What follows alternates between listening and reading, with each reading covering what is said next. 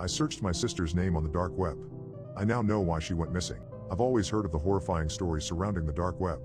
At first I didn't believe any of it, which is why I felt safe going on there. I just didn't expect it to lead me to find the terrifying truth of my sister's disappearance. My sister and I have always been really close, which is why I was distraught when she went missing 4 years ago. We called the police, who launched an investigation, but after 6 months of searching, they declared it a cold case. All they had were 2 photos uploaded from her phone that were taken in such dark lighting that nothing could be identified from it. Or so they thought. Ever since she went missing, I've tried everything to find her. I uploaded her photos online, talked to all her friends, and even hired a private investigator. After none of that worked, I decided to turn to the dark web. I thought maybe I could find someone who could solve this mystery. Everything was going smoothly at first, but then I stumbled upon a website that would ruin my life forever. After clicking on it, I saw dozens of pages of kids who had gone missing. There was a price attached next to their names, and it was clear that this website was a space for criminals to sell their victims. I looked up my sister's name and then my heart dropped. I saw pictures of her, but this one was different. They weren't asking for money. I didn't know what they wanted. After taking a closer look at these photos, I was able to identify the hotel they were staying in, but it was all the way in Brazil. I'd never really left the country before, of course, but I fought down the nervousness and did my best to research everything I could. The hotel was near a popular tourist destination. I thought that it couldn't possibly be that dangerous. Looking back, I should have been more careful. Maybe it could have saved my life. After my flight landed, I made my way to the hotel. I sat by the wall air conditioning unit until I'd recovered, and then I looked around my room. I then realized that I'd come to the right place. The wallpaper was the same pattern from the photo, and the bed, mirror, and clock were all the right design. I saw my sister's photos on a bulletin board by the front desk, among others. The concierge soon approached me when he saw me studying the pictures. I touched the pinned papers. These photos? The older Brazilian man sighed. Very stupid, very bad. She went on a hike and never returned. He waved his hands for a moment before seeming to settle. The jungle. It eats people here. That was something more than the gossip back home about the incident. A hike, he replied. Yes, I hike in the jungle. Everyone knows you shouldn't stay there during the night. I asked him, is it safe to go alone during the day if I stick to the marked paths? He glared, but drew lines for me on a local map to show me where the girls had said they were hiking. I don't want to put your picture up here too, he said. It's possible she's still alive if the jungle did not find her at night. Hurt? Maybe. It's sad. I gulped, but put on a brave face. What was I doing and why? I clutched the local map and adjusted my backpack as the concierge went back to his duties. I should have listened to his warning. I made my way to the hiking trail. It was humid as hell and stuffy under the thick canopy of gloom and green, but I'd somehow stumbled my way into a mission and I couldn't turn back without hating myself. Where would she have gone?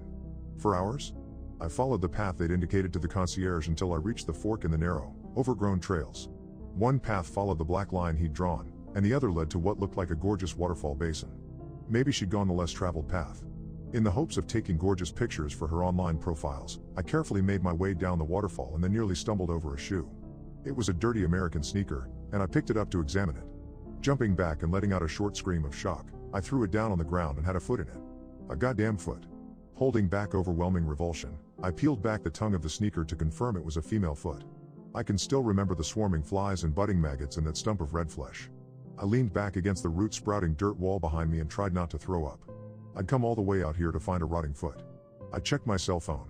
No signal, of course. I couldn't see the sun through the maze of greenery above, but my phone said it was getting late on the schedule I'd set for myself. Dusk would be coming, and it was time to head back. Even though I'd ignored the warning about climbing, I intended to heed the one about avoiding nighttime. Every single bush and hillock out here hid something alive, and I didn't want to see what might emerge in the dark. And then I heard her help. It was the faintest echo through the dense foliage, but I was dead certain it had been a hopeless female shout. I shouted back a half-dozen times, even screaming, until my throat was raw. But she didn't seem to hear me in return.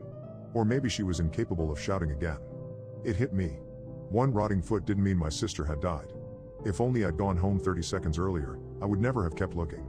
Eventually the terrain became more like a canyon with a river at the bottom, and I was forced to lift up on the dirt again. Here I found an animal trail splitting off in 3 directions. A cell phone with a cracked screen lay half buried. I brushed it off to discover that it still had some battery power and that it was not password protected. The text messages were mostly mundane conversations, from the owner to her friends. The most recent ones were variations on asking for help.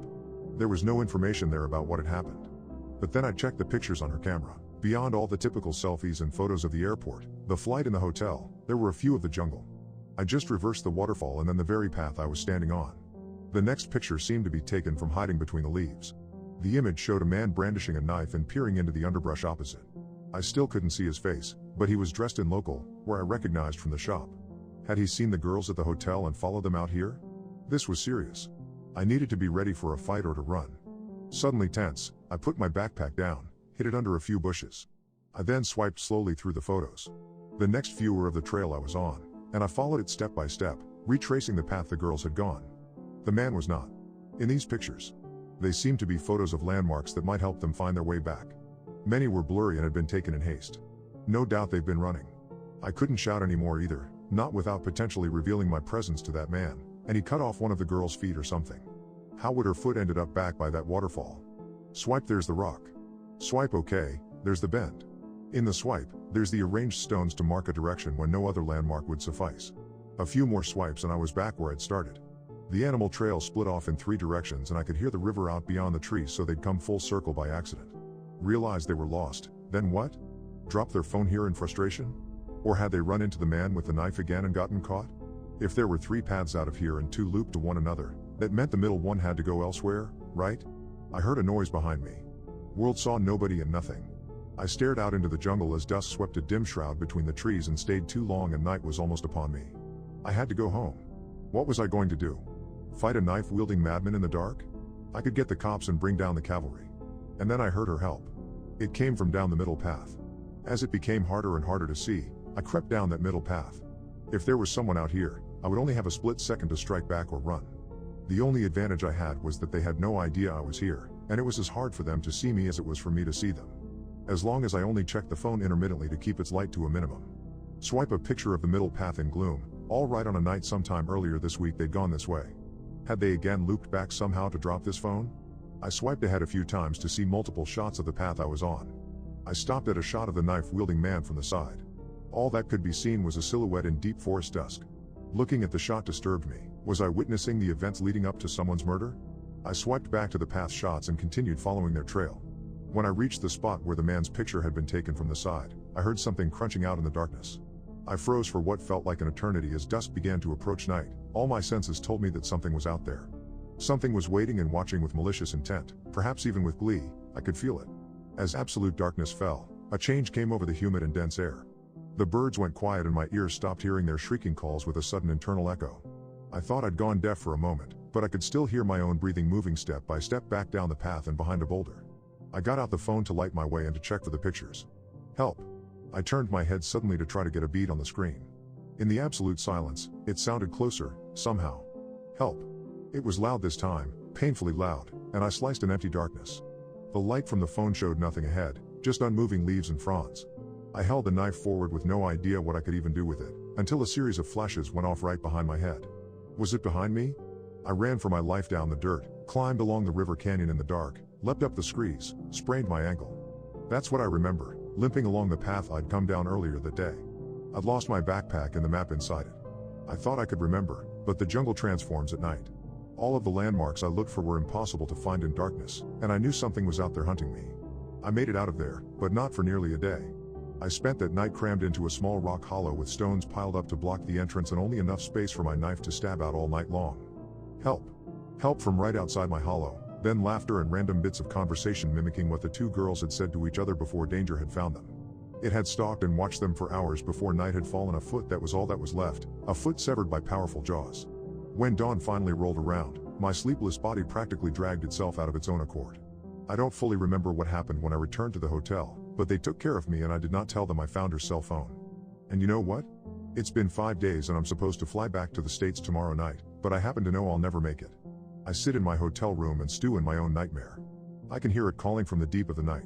It's out there mocking me, still waiting because it knows I can't escape. All of those pictures were taken before they ever happened. All part of the horror in the jungle where time knows nothing of the strict structure of civilization. I only came out here because of that last picture, the only one that hasn't come true yet, the photo showing my death. So I sit here clutching the photo I printed out. I just don't want to be awake when it happens. It's creeping closer now. The cruelest part of this is the clock on the wall. I know the exact moment as it ticks closer and closer. Second by second, it's slithering up around the bottom of the clock now, around the bottom of my heart, numbing. The concierge warned me, but I didn't listen. Jungle wasn't the right word, but he straight up said it. He told me directly. It eats people here.